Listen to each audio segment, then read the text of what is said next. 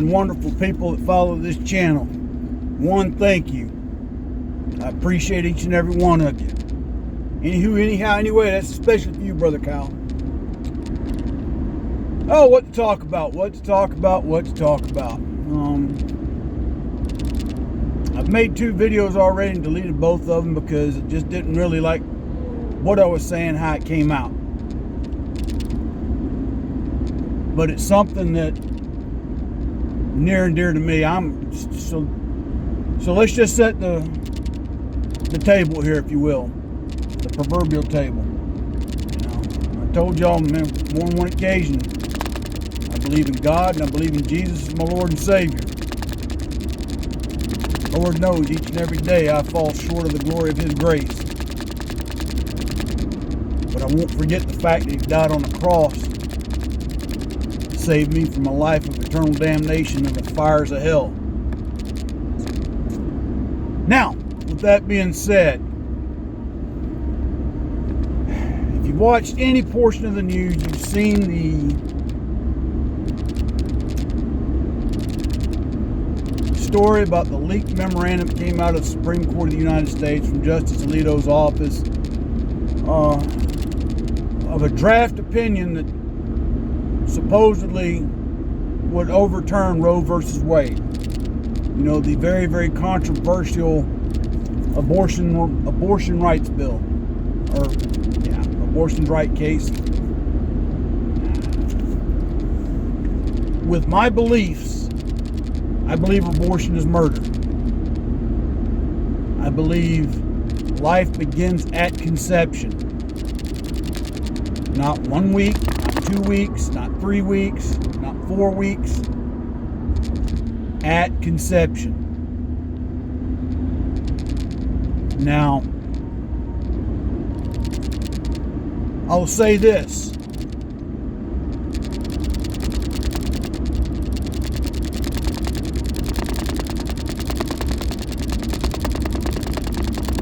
Women who they choose probably of their own accord. I don't have the statistics in front of me. I don't want to speculate, but I guess what I'm trying to say is inevitably it falls down to the mother's choice whether to carry the child or have it aborted. I think it was California. I could be wrong about the state, but I'm pretty sure it's California trying to pass a bill at the state level that would allow for termination of a baby up to 30 days out of the womb. A living, breathing child to be terminated 30 days after it's born. Now that is outright murder.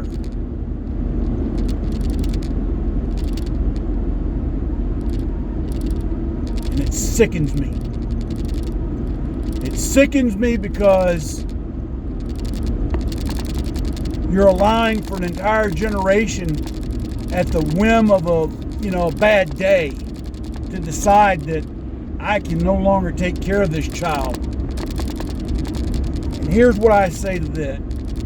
For all you folks out there that have children and don't want them, go to your nearest church. If you don't trust the churches, there's a whole host of ways to find a loving home for a baby, a child that you don't want, that somebody else will gladly take into their home and love, nurture, and raise. I guess part of why I get so upset, my wife's got a very dear friend. Her window of opportunity to have a child is gone. Her first husband was a douchebag, pardon my language, but there you have it. He thought about himself and himself only, and didn't care to want to have children.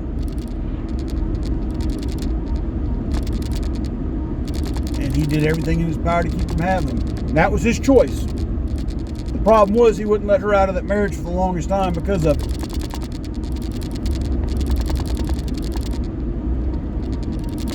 And sometimes I can look in her eyes and see the sadness that she never had children of her own. My wife's very best friend was told for years that she'd never be able to have a child. And by the miraculous grace of God, was gifted one. My very own grandson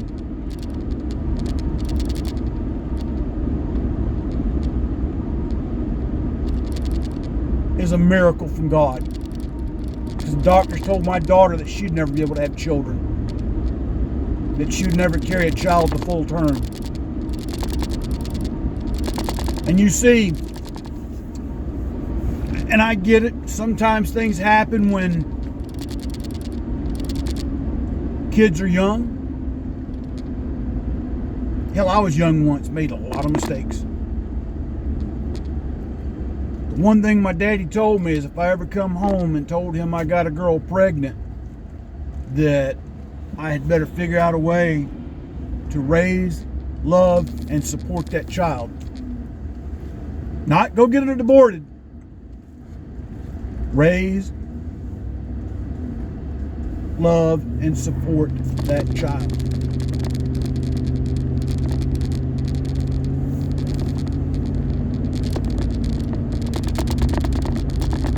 Now, there's some of you out there saying, well, old soldier, what are you saying? If a man and woman, have sex and the girl gets pregnant, but she ain't ready for motherhood, you're saying she should be forced to carry that child? Well, yes and no. What kind of answer is that? Well, at the end of the day, not my decision to make. But if asked, you knew what you were doing when you were doing the bedroom tango? It's like playing Russian roulette. You got a live load. Now you have to live with the consequences of your decision. That's kind of harsh, old soldier. Yes, it is. But our younger people today are being taught that they get a pass, an easy pass for the mistakes they're making. Not just in the areas of pregnancies. That's just one of the areas that, well, just go get it terminated, no big deal. And therefore, it takes the value and the sanctity of human life and degrades it in the eyes of this younger generation. It's my personal opinion. And I've heard it from young people. I've had to pull them aside and talk to them about their thought process. Why is another reason so near and dear? I don't know. Maybe I've seen enough death to last me 10 lifetimes over.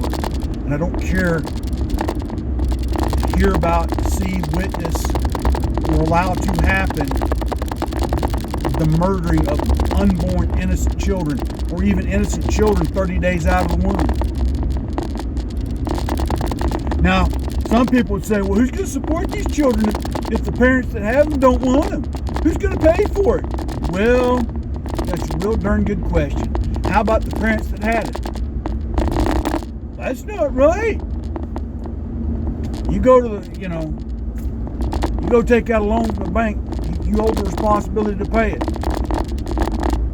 Well, that's apples and oranges. Yeah, it's apples and oranges. But the point of the matter is still this. There is an inherent personal responsibility and consequences to decisions that are made.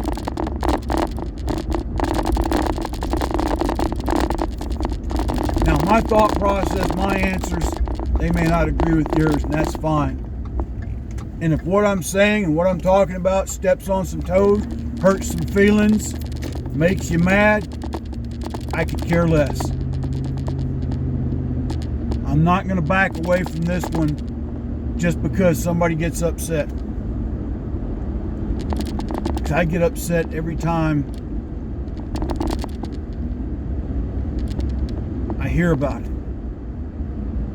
And then the statistics of the number that keep growing because people seem to think that's a viable alternative. The reality is this: if you don't want an unwanted pregnancy, celibacy until you're married. And even when you're married, if you're not ready to have children, birth control. But don't give me that ration of crap. Well, I got to pay for it. Of course you got to pay for it. I'm not paying for it. Anyway, folks, I just wanted to share that with you. You can take it for what you will. But that's something right now that's very near and dear to my heart. And